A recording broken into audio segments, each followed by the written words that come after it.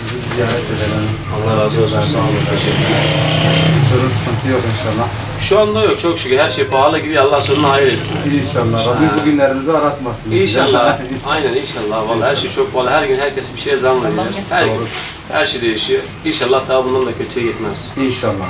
Evet. Yani dolayısıyla ekonomide istikrar diyebileceğimiz bir ilmeği yakalayamadığımızdan dolayı böyle gittikçe millet böyle umutsuz oluyor sanki. Allah sonuna hayır etsin. Amin. İnşallah Amin. daha kötüye Amin. gitmiş. Her şey İnşallah. çok pahalı vallahi. Bugün aldığımız yarın alamıyoruz. Doğru. Herkes birbirinin üzerinden para kazanmaya çalışıyor. Yansıtıyor dolayısıyla. İnşallah daha iyi olur. Selamet versin inşallah. Allah razı olsun. Sağ olun. Bir şeyler ısmarlayın. Allah razı olsun. Sağ olasın. Çay, soğuk bir şeyler ısmarlayın. Var mı bir isteğiniz? Allah razı olsun. Çok teşekkürler. Rabbim Sağ olun. selamet versin. Teşekkürler. Elhamdülillah, elhamdülillah. Çok şükür. Allah razı olsun. Var mı bize bir isteğiniz? Selamünaleyküm. Kolay gelsin hocam. İyisiniz. Kolay gelsin. Merhaba. İyisiniz inşallah. Selamünaleyküm. İyisiniz. Çok düşünüyoruz ama. İki kere, iki, dört kere. Selam. Kolay gelsin. Teşekkür ederim. İyisiniz inşallah. Sağ olun, Allah razı olsun. Siz nasılsınız? Sağ ol, Allah razı olsun. Sizden de teşekkür Hoş geldiniz. Kolay gelsin. Sağ olun. İyisiniz inşallah. Böyle haber almak diyor, görmek gibi değildir. Eyvallah. Biz de ne kadar kardeşlerimiz, yani üyelerimiz böyle sahada olsa da biz şu il yönetimi olarak bazen diyoruz giderler esnafımızın varsa bir sorun sıkıntılar yetkilerini Selamun aleyküm. Kolay gelsin. İyisiniz inşallah. Ne var ne yok, nasılsın? Hüdapar olarak biz her meselede, ekonomide olsun, aile yapısında olsun, yani sosyal hayatımızla ilgili her alanda biz İslami ölçü alan bir partiyiz. Evet. Çünkü biz diyoruz Rabbul Alemin bu kainatı yoktan var etmiş, kıyamete kadar düşünsek, tefekkür etsek en ufak kainatta bir eksiklik bulamayız. Onun için bizim bize göndermiş olduğu sistemde de bir eksiklik yoktur. Dolayısıyla biz diyoruz her meselemizde de onun bize göndermiş olduğu o İslam'ın ölçüleri bizim referansımız olması lazım. Var mı bizden bir isteğiniz, bir diyeceğiniz? Rabbim selamet etsin inşallah. Allah'a emanet edelim. Ne yapıyorsunuz? Valla çalışık da yana karnımız aç, yana aç. Yok ya, yarın da aç. Valla yana karnımız aç. İki yakamız bir araya Gelmiş. Valla yani parçacığın parasını tutuk ki. Yani Yetiştirelim. bu günlerimizi aratmasak daha güzel de günler nasıl edeceğiz? Varlıklar olacak. Biz diyoruz ki bu özellikle kapitalist, faize dayalı olan ekonomi sisteminin değişmesi lazım. Niye?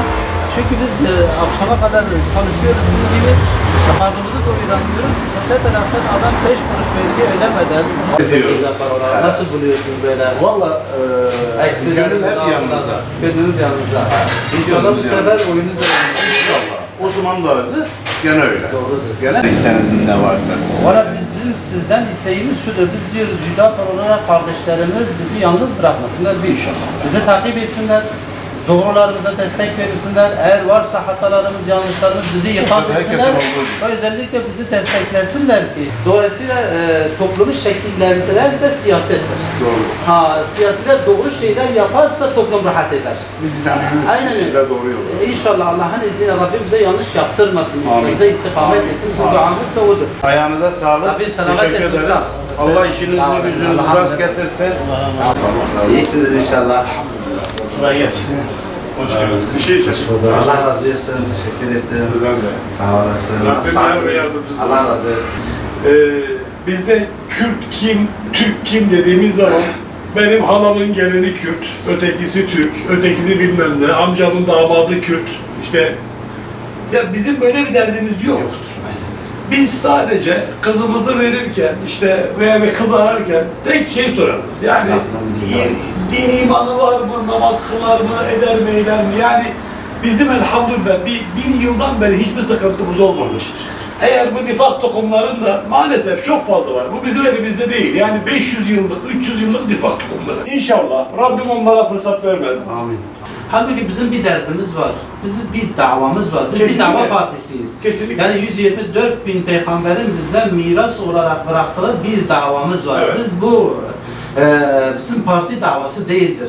Kesinlikle. Bizimki bir davanın partisiyiz. Evet. Biz işte o dine hizmet Partinin etmek davası değil, Aynen evet. öyle. Dava partisi, kesinlikle. Yani parti olarak da biz diyoruz, hakikaten sadece insanların dünyalarını imar etmek yetmiyor. Çünkü sonsuz bir hayat önümüzde var. Dolayısıyla dünya ve ahiret dengesini sağlamak lazım. Hüdapar Kesinlikle. olarak bizim hedefimiz budur. Allah razı olsun. Çok Her teşekkür birinize ederim. ben teşekkür ederim. Sağ Çok olun. sağ olun. Yani çok da güzel. Bu siz değil de başka biri olsaydı benim dükkanıma giremez. Allah Açık çok ve net teşekkür söyleyeyim. ederim. Yani Allah razı olsun. Hüdapar Gül tamam bunlar şey değiller. En azından Allah'a inanıyorlar. Allah razı olsun. Elhamdülillah. Allah rızası için çalışan insanlar. Yani Rabbim yar ve yardımcı olsun. Ya ve sanki çok düşünüyorsun ya. Günlük sıkıntı var, ne olacak? Çok halimize halimize şükredip çalışmaya devam. Doğru söylüyorsun. Sıkıntılar bitmiyor böyle. Diyoruz burada biraz durduk diyoruz, biraz rahatladık. Bu insanoğlu dünyada hiç rahat olmaz. Aynen öyle. Teşekkür ederim Sayın Başkanım. Allah razı olsun. Ayağınıza sağlık. Allah razı olsun. Dualarınızı, Teşekkür ederim. desteklerinizi bekliyoruz inşallah. İnşallah. Allah razı olsun. Bizi takip edin inşallah. Eyvallah. Hadi. Sağ olasın. Başkanım hoş geldiniz. Sağ ol, hoş bulduk. Bir İyisiniz. şeyler çek. Hoş Allah razı geldiniz. olsun. Birileri anlatmasın inşallah. Bir şeyler ikram edelim. Oturun Çok teşekkürler. Sağ olasın. Sizin kıymetli zamanınız. Kolay gelsin. İyisiniz. Ne var ne yok. Nasıl? Oturuyorsunuz. Ne iş yok mu? Sen bize bunu daha hep beraber geldi. Diğer laflar göre bitirelim yoğunsa. Yok. Bir de paralar olmak zaten. He. Allah razı olsun. Bir de paralar büyük kardeşlerimizi ziyaret edelim. Gidiyorsun. Sıcakta çalışıyor.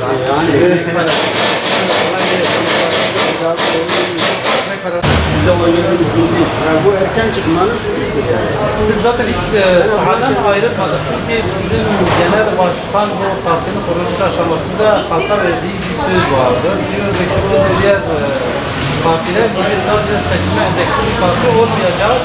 Sürekli halkımızın içinde olacağız ve onların dertleriyle dertleneceğiz. Yani dolayısıyla o sözü yerine getirmek adına da bir vazifemizdir. Yani Resulullah Aleyhisselam birbirinin derdiyle dertlenmeyen bizden değildir. Yani desteklerinizi bekleriz. Sadece şu anlamda değil yani.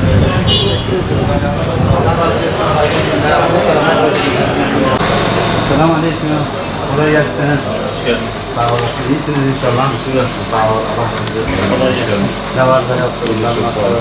Selamet olsun. Ağzının önünde Dedik kardeşlerimizi bir ziyaret edelim böyle birçok sorun sıkıntılarımızın temeli sistemdir. Bu sistemin, ekonomik sistemin değişmesi lazım.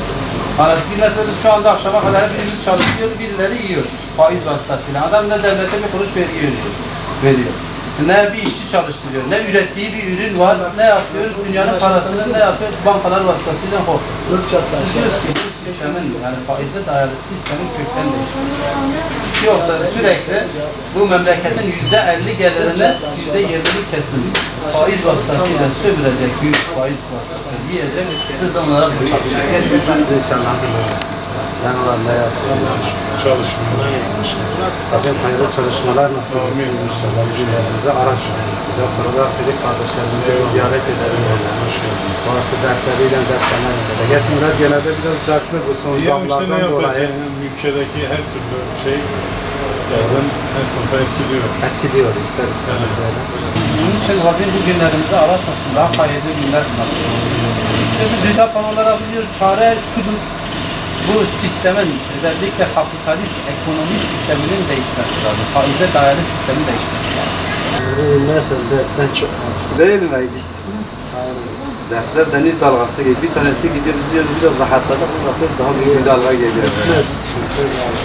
Aynen öyle. Gittikçe sistemin de beraberinde getirmiş olduğu dertler böyle sıkıntılar, enflasyon belimizi bitiyor. Şükür abi hamdolsun. Ekmek Yani parası şöyle inkar etmeyelim. Niye yani şükür ediyoruz yoksa ağlanacak halimize gülüyoruz. Devamını getirsin. Allah razı olsun. Varsa dertleriyle dertlenelim, paylaşalım böyle. Evet, bir moral olsun böyle. Genelde alışmış böyle esnaf siyasileri seçim havasında görmeye. Biz de sürekli onların içerisinde onların dertleriyle dertlenelim.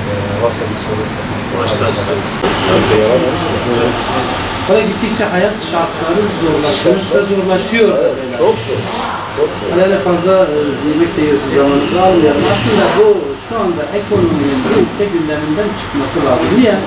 Çünkü ülke olarak bizim her şeyimiz var. Hüdapar olarak halka verdiğimiz bir sözümüz vardı. Biz sadece seçim sırasında halkımızı ziyaret etmeyeceğiz. Dolayısıyla sürekli halkımızın içerisinde olacağımızı, onların sorun ve sıkıntılarıyla ilgileneceğimizi, dertleriyle dertleneceğimizi biz dile getirmiştik. Bu sözümüzü yerine getirmek için şu anda da biz bugün Küsket Sanayi Sitesi'nde esnafımızı ziyaret ettik. Dolayısıyla bu ziyaret esnasında esnafımızın son derece sıkıntılı olduğunu ve en büyük sıkıntılarının da son özellikle zamlar olduğunu, elektrik ve doğalgaza yapılan zamlar olduğunu gördük. Ekonomi olduğunu, gündemlerinde ekonominin olduğunu gördük. Şu anda esnaf son derece ciddi sıkıntılar içerisinde. Maliyetlerinin sürekli giderlerinin yükseldiğini ve fakat bunu karşılamakta zorluk çektiğini dile getirdiler. Aslında bu ekonomi sıkıntının halkımızın gündeminden düşmesi gerektiğine biz inanıyoruz. Yani artık bir esnafı ziyaret ettiğimiz zaman birinci derdi, sıkıntısı ekonomi olmaması gerekiyor. Niçin? Çünkü gerçekten öyle bir memlekette yaşıyoruz ki cennet gibi bir memlekette yaşıyoruz. Yeraltı zenginliklerinin, yerüstü zenginliklerinin olduğu, tarım alanlarının olduğu, hayvancılık için elverişli bir coğrafya olduğunu. Dolayısıyla tabiri caizse biz hazine üzerinde aç yatıyoruz. Bunun sebebi de Hüdapar olarak biz diyoruz ki bu kapitalist ekonomi sistemden vazgeçilmesi lazım. Çünkü bu ülkenin %50'lik gelirini %20'lik kesim yiyor. Bu özellikle kapitalist ekonomi sisteminin beraberinde getirdiği bir sonuç olarak. Birileri geçimini sağlamak için gece gündüz çalışırken, belki ekonomiyle yatıp ekonomiyle kalkarken birileri belki parayı koyacak yer bulamıyor. Dolayısıyla bu ekonomi sisteminden vazgeçilmesi lazım. Kapitalist ekonomi sisteminden vazgeçilip İslam'ın iktisat ekonomi sistemine geçilmesi gerektiğini biz her platformda bunu dile getiriyoruz ve dile getirmeye devam edeceğiz ve halkımızı ziyaret etmeye de dertleriyle dertlenmeye, sorunlarıyla ilgilenmeye devam edeceğiz inşallah.